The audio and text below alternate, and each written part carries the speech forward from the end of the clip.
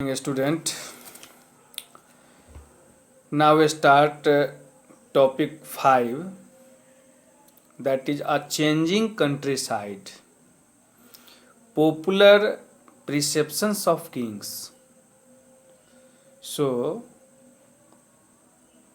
historians have tried to solve this problem by examining stories contained in archaeologies such as the Jatak and the Panchtantra.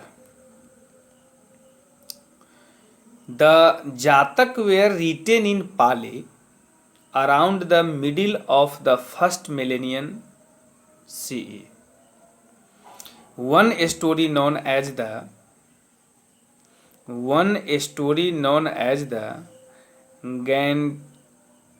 Ganda Tindu Jatak describe the plight of the subject of a wicked king. These included elderly, women and men, cultivators, herders, village boys, and even animals. Strategies for increasing production. One such strategy was the shift to plough agriculture, which spread in fertile alluvial river valleys such as those of the Ganga and the Kaveri from Christ 6th century BCE. Then the last point of this topic, while the iron plough spear led to a growth in agriculture productivity, its use was restricted to certain parts of the subcontinent only. Different in rural society. Stories, especially within the Buddhist tradition, refer to a landless, agricultural laborers, small peasants, as well as large land holders. The term Gahpati was often used in Pali text to designate the second and the third categories.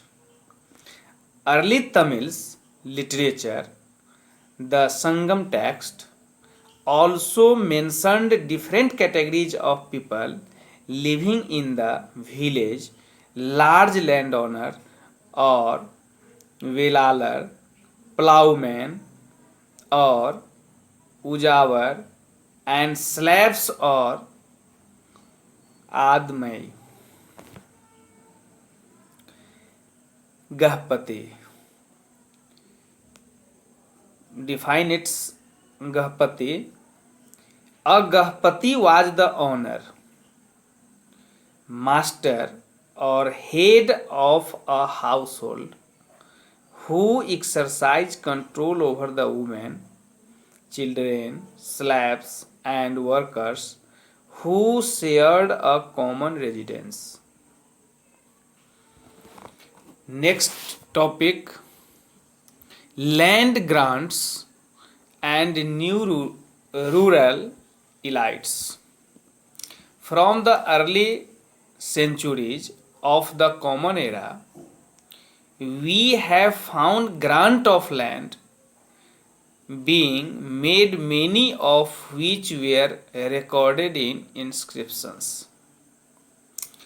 The records that survive are generally about grant to religious institutions or to Brahmanas.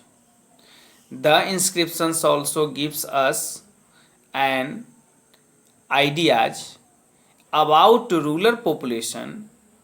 These included Brahmanas and peasants as well as others who expected to provide a range of produce to the king or his representatives. Land grants such as this one have been found in several parts of the country. There were regional variations in the size of land donated, ranging from small plots to vast stretches of uncultivated land, and the rights given to donage the recipients of the grants. The rights given to donage recipients of the grant, यानी अगर बात करें यहाँ पर कि डोनेज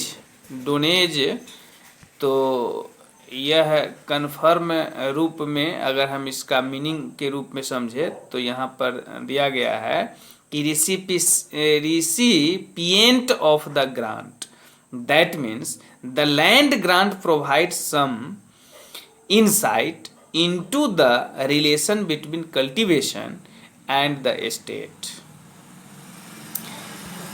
topic 5 को हमने explain किया है कि टॉपिक 5 में कंट्री साइड में जो बदलाव आ रहे थे उस बदलाव से संबंधित बातों पर डिस्कशन है, जो पॉपुलर प्रिसेप्शंस ऑफ किंग से related, strategy increasing of production से related, difference in rural societies जो विभिन्नताएं थी उसके बारे में, land grant and new rural elites के बारे में चर्चा हम किए हैं।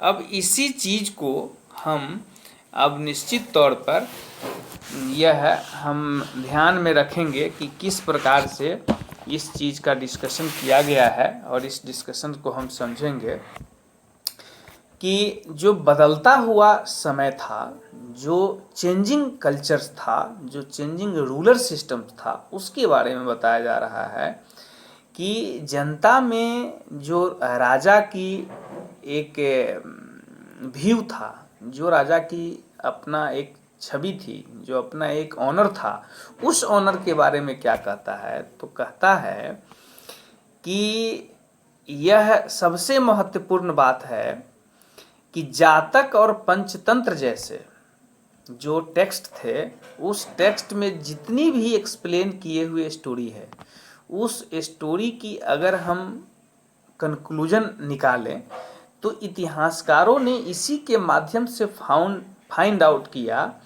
और इसी के माध्यम से हर चीज़ों के बारे में पता लगाया, और यह पता बहुत सारे स्टोरी के माध्यम से और डिफरेंट सारे सोर्सेस के माध्यम से यह विभिन्न रूप में इस चीज़ को प्राप्त किया, और उसको चरणबद्ध तरीके से बिल्कुल हम कह सकते हैं कि इसको बिल्कुल लिपिबद्ध किया गया, जिससे हम कह सकते हैं कि जातक की जितनी कहानियां हैं यह पहली शताब्दी से लेकर के और पहली शताब्दी ईस्वी के मध्य में जो पाली भाषा में ही इस चीज़ को लिखा गया, यानी पाली लैंग्वेजेज में इसका प्रयोग किया गया, जैसा कि प्रूफ के तौर पर इतिहासकार इस चीज़ का जिक्र करता है।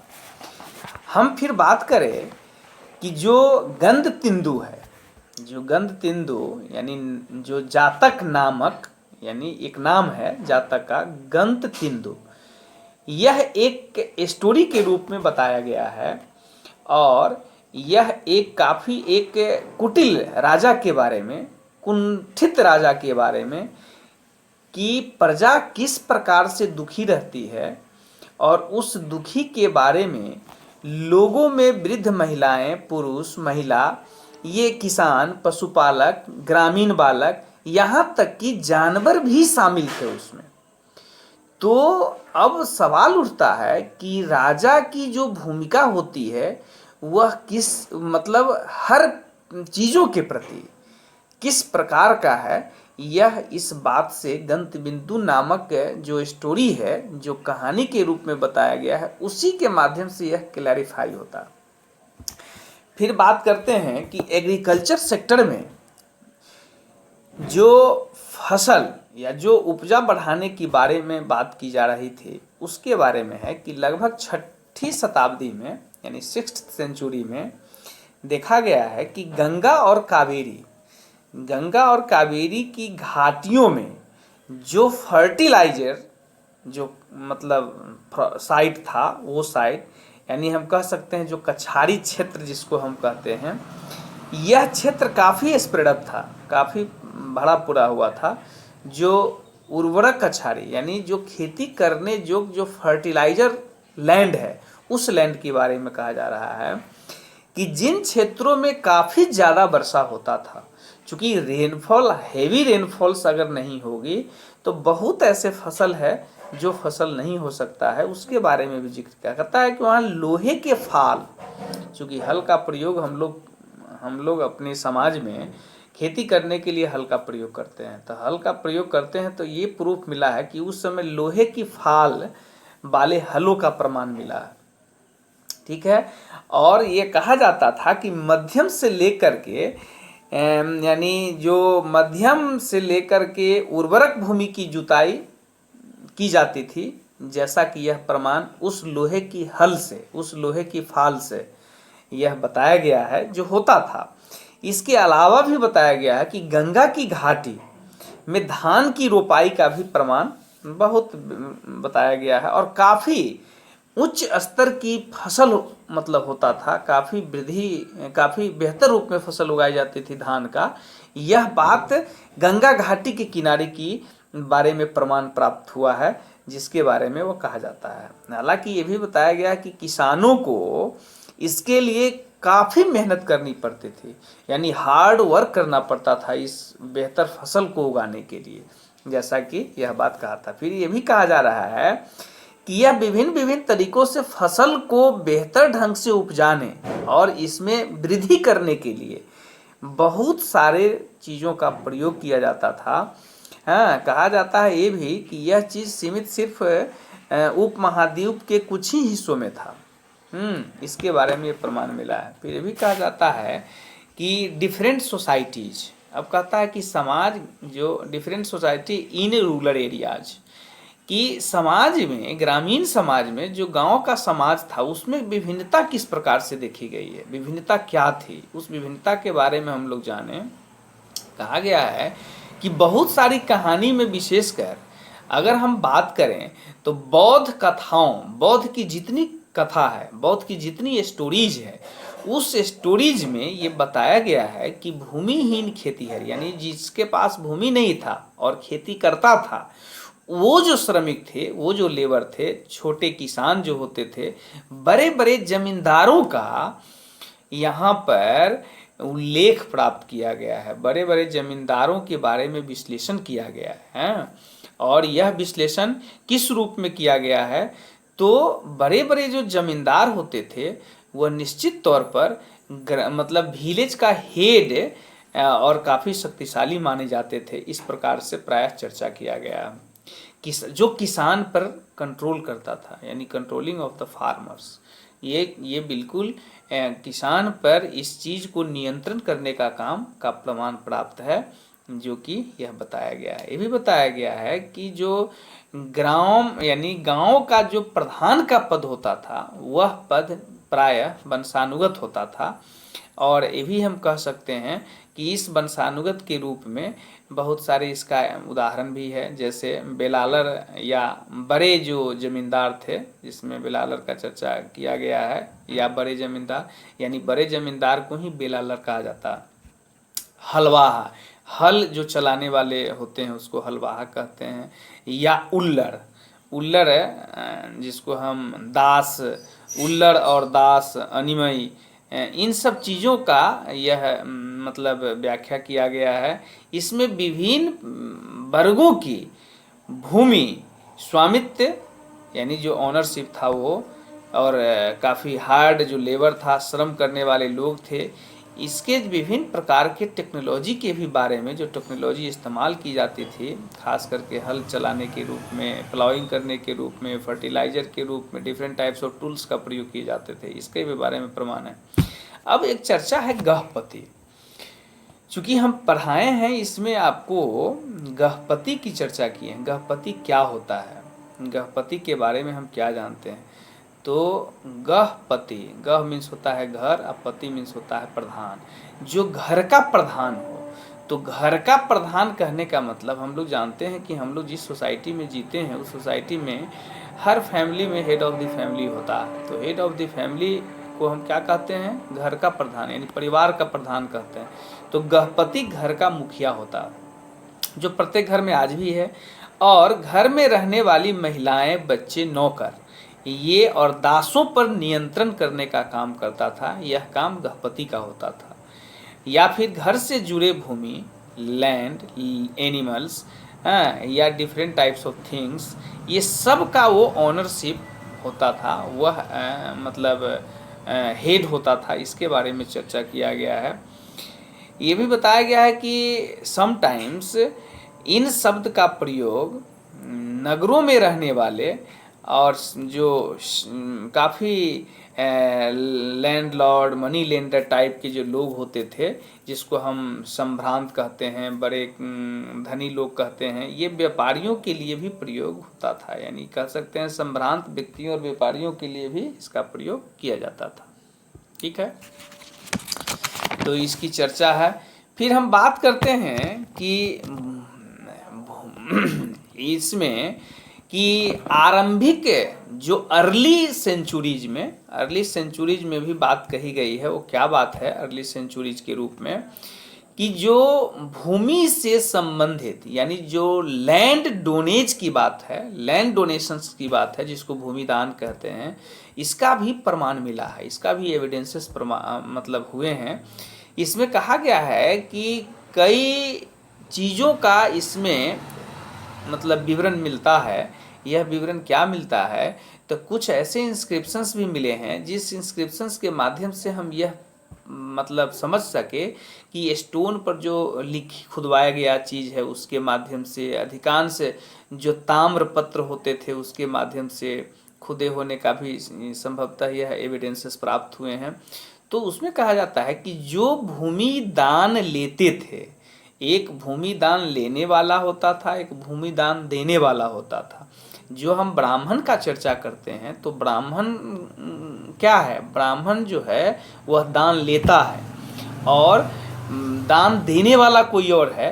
तो इस पर यही बात कहा जाता है कि जो भूमि दान लेते थे वो भूमि दान के भी प्रमाण प्राप्त हुए हैं, जैसा कि आर्कियोलॉजिकल सर्वे डिपार्टमेंट के माध्यम से इस चीज़ का, और इतिहासकार भी इस चीज़ के बारे में जिक्र करते हैं। साधारण तौर पर जितने भी रिलीजियस इंस्टीट्यूशंस थे वो सारे रिलीजियस इंस्टीट्यूशन, या हम ब्राह्मणाज की जो चर्चा करते हैं, इसमें यह बात निश्चित तौर पर या तो कह सकते हैं कि जो धार्मिक संस्था या ब्राह्मण के दिए गए जितने भी चीज़ थे, यह अधिकांश इंस्क्रिप्शंस यह संस्कृत लैंग्वेजेज में, मतलब स्पेशली फॉर कह सकते हैं कि 17th century, after the 17th century, यह इसका उल्लेख संस्कृत के रूप में प्राप्त हुआ है।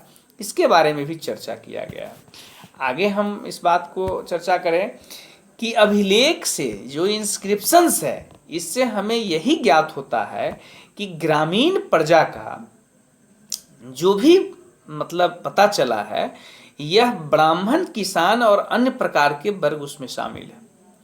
तो अन्य जो शामिल है, तो हम कह सकते हैं कि जो शासक या उनके प्रतिनिधियों को कई प्रकार की वस्तुएं प्रदान किया जाता था, इसके बारे में इसका उल्लेख प्राप्त है। कहते हैं कि भूमि दान, जो भूमि दान का मतलब अभिलेख है, यह देश के विभिन्न हिस्से से प्राप्त हुए हैं, किसी एक जगह से नहीं प्राप्त हुए। क्षेत्रों में दान दी गई, चूंकि क्षेत्रों में दान दी गई, भूमि की जो मेजरमेंट डिफरेंसेस था, यानी differences of the measurement in land part, तो कहीं कहीं छोटे छोटे टुकड़े में और कहीं कहीं बड़े बड़े क्षेत्र के रूप में दान किए गए हैं, इसका भी प्रमाण मिला है। साथ ही भूमि दान में प्राप्त करने वाले लोगों को, यानी लोगों के अधिकारों में भी क्षेत्रीय परिवर्तन मिले हैं। अब हम थोड़ी सी बात करते हैं कि भूमि दान के प्रचलन या तो राज्य किसानों के बीच संबंध की एक झांकी मिलती है, लेकिन कुछ लोग ऐसे भी थे जो अधिकारियों और संभ्रांतों का नियंत्रण नहीं करता था।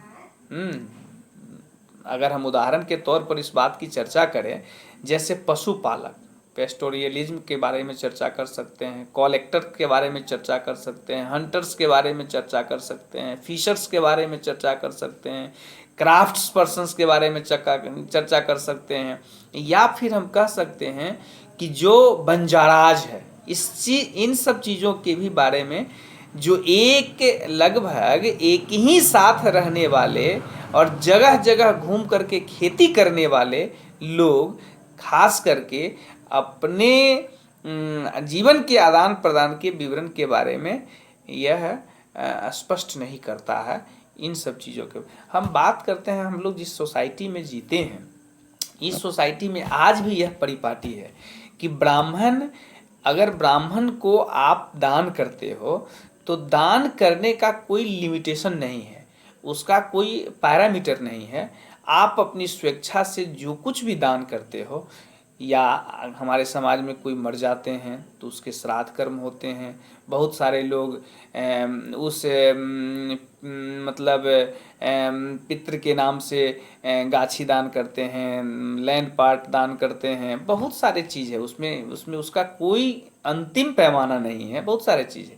लेकिन ये ब्राह्मण लेते हैं दान, तो दान देने वाला और दान लेने वाला का यह जो रिलेशन है, यह मतलब सदियों की ट्रेडिशनल परिपाटी के रूप में हम जानते हैं, जो कि इतिहासकार भी इस चीज़ का उल्लेख किया है। इसका मतलब कि पहले इस एंशिएंट टाइम में भी जो किंग, फार्मर्स और टाउन्स की जो चैप्टर हम लोग पढ़ रहे हैं, इसमें निश्चित तौर पर राजा की भूमिका, किसानों की भूमिका और जो नगर में डेवलप्ड जो मतलब इंफ्रास्ट्रक्चर था उसके बारे में निश्चित तौर पर इसमें कहा गया है। तो आज हम लोग टॉपिक 5 तक ही रहेंगे, 6 टॉपिक हम नेक्स्ट डे पढ़ाएंगे। तब तक के लिए हमारे ह्यूमैनिटीज साइंस के सभी स्टूडेंट खुश रहें, सुरक्षित रहें, स्वस्थ रहें। इसी के साथ धन्यवाद।